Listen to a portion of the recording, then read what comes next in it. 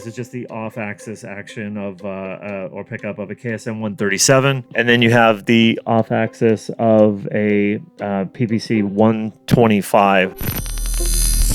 Hey, what's up, everybody? This is Steven with MikeReynolds.com, and today I'm talking about the Teegarden PPC-125. So this is it is a new mic to us. I've seen it a couple of times in requests and have used it in a couple of different occasions, mainly for drum overheads. So it comes out of a small shop out of Nashville, Tennessee. They're really popular, especially in Nashville, and have gained popularity with some both recording studios and some live acts as well. So we're like, hey, why not? Let's give them a try. And just from first impressions, these sound really good. Of course, I'm not a drum kit, so I don't know what they sound like overhead. And excuse me, I just blew the heck out of this thing with my plosives. So usually small diaphragm condensers, that's what this is. I also have a 137 over here. They're ender dressed, so they don't like direct air. So I'm going to do my best, even with the windscreen on here. I'm going to do my best to not blow this thing out of the water. It can be hard not to do. Anyway, PPC 125, I did it again. The PPC 125, you might not want to use these outside in a gale winds, whatever gale winds means. There it is. Jeez.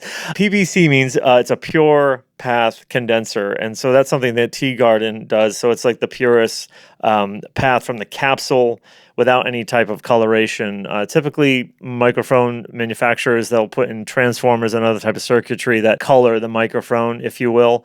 So some brass tacks on these guys. Their max SPL is 140 dB. Their frequency range is going to be 20 to 20K, so typical of a lot of condensers. Side note on condensers, for those who are like big beginner listeners out there, you'll need 48-volt phantom power from either a console or an interface or something like that. But just hearing this, it sounds really good. But again, I'm not an instrument. I'm just a voice.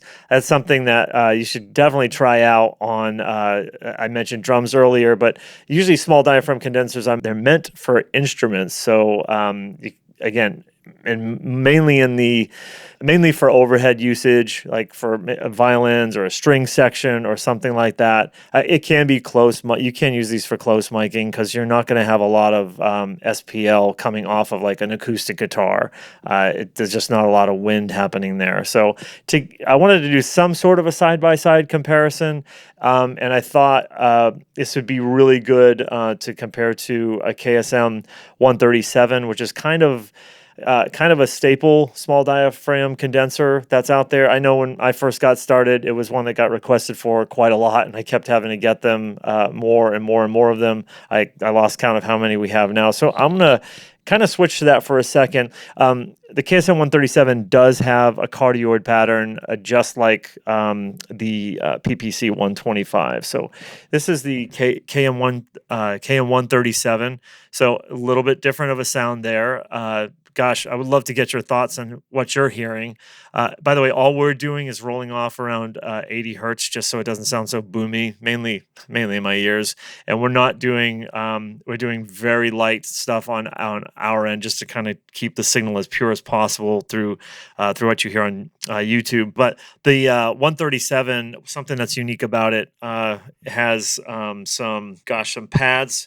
So you got a minus 15 pad and then a minus 25 dB pad. So the 137 is known for a max SPL of like 159, but I believe that's when you have the minus 25 dB pad on it.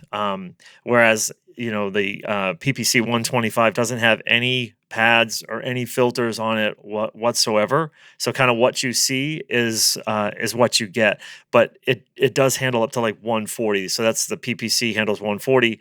KSM 137 is going to be like 159 with that 25 dB pad on. It also has a three position filter. Let's see, at first filter at 80, I think at 80 hertz, it's minus 18 dB, and then a little bit lower than that, at 115, it's just 6 dB. I think I have this out on flat right now. So 137 has been like the standby for a lot of strings and again overheads, even hi-hats, and things like that. But just to kind of give them a comparison, again, also a cardioid, so a little bit of the off-axis action here. So this is just the off-axis action of or pickup of a KSM 137. And then you have the off-axis of a PPC 125. So really like this mic. I'm glad we have it in our collection. I really want to see it do well. So, gosh, if you're curious, this is a good mic to try out alongside with the 137. An SM81 is another good one too, or 181 is a good one to try out. Those are actually two different mics I just mentioned. So, hey, we love it when you shoot out before you loot out. So if you choose to do that, when you go to microrentals.com, after you get stuff in your cart, use the promo code RENT15. That'll save you 15% off your shootout. And that's all I got for today. And thanks for listening, and I'll catch you on the next mic.